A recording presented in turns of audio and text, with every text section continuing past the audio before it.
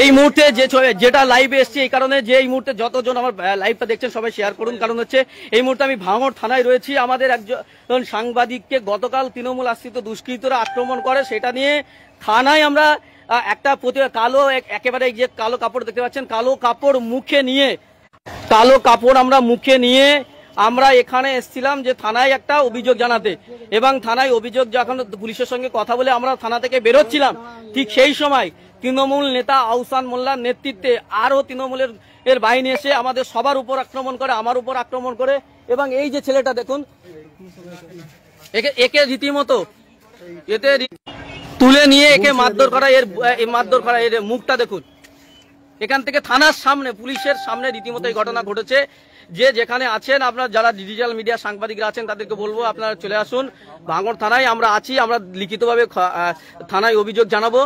আহসান মোল্লার নেতৃত্বে, একেবারে আহসান মোল্লার নেতৃত্বে, তৃণমূল নেতা আহসান মোল্লার নেতৃত্বে এই হামলা হয়েছে। আমরা থানায় গতকাল হামলা হয়েছে একজনের উপরে, সেইটা নিয়ে থানায় আমরা ভাঙড় থানায় লিখিতভাবে একটা ডেপুটেশন দিতে এসেছিলাম, এবং আমরা ভাঙড় একেবারে হচ্ছে কলেজের ওখান থেকে আমরা সবাই কালো কাপড় মুখে দিয়ে যে গণতন্ত্র উপর আক্রমণ হয়েছে এটা অন্যায়, সেই জন্য আমরা কি করেছিলাম, কালো কাপড় মুখে দিয়ে আমরা থানায় এসেছিলাম।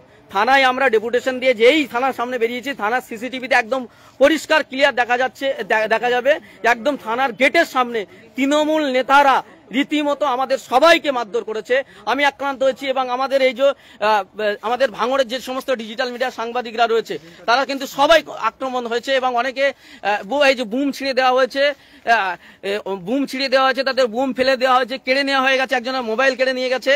এবং শুধু এখানে শেষ নয়, আমরা আমাদের দুজনকে ওরা তুলে নিয়ে গেছে, কোথায় নিয়ে গেছে কি করছে তাদের সঙ্গে আমরা জানি না, আর 2-3 জন পালিয়ে গেছে।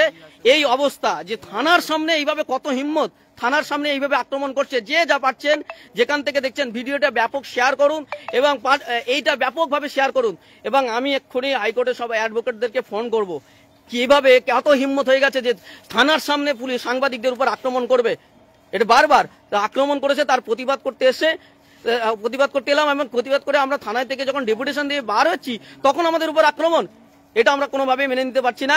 এর বিরুদ্ধে আমরা তো এক্ষুনি থানায় লিখিত অভিযোগ জানাবো, তার পাশাপাশি আমরা হাইকোর্টেও এটা নিয়ে অ্যাপিল করব যে তৃণমূল নেতাদের এত বাড়বাড়ন্ত কিসের, তাদের সঙ্গে তো আমাদের শত্রুতা নাই, আমাদের সঙ্গে কেন শত্রুতা করছে, এটা কিন্তু আমরা ব্যবস্থা নেব। আপনারা যে যেখান থেকে লাইভটা দেখছেন ব্যাপক শেয়ার করুন, এবং মানুষের এবং যেহেতু আমাদের রমজান মাস চলছে, যেহেতু ভাঙড়ের প্রায় যে সমস্ত সাংবাদিক, বেশিরভাগ 90-95% সাংবাদিক তারা রোজা অবস্থায় রয়েছে, তাদের উপরে এইভাবে আক্রমণ হচ্ছে।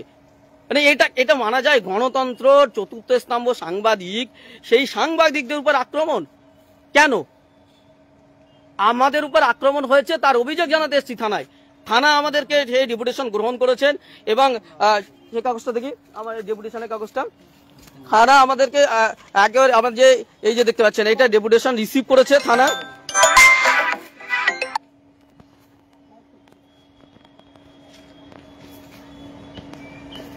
এই যে ডেপুটেশনে আমরা এটা থানা রিসিভ কপি দিয়ে দিয়েছে আমাদেরকে ভাঙড় থানা।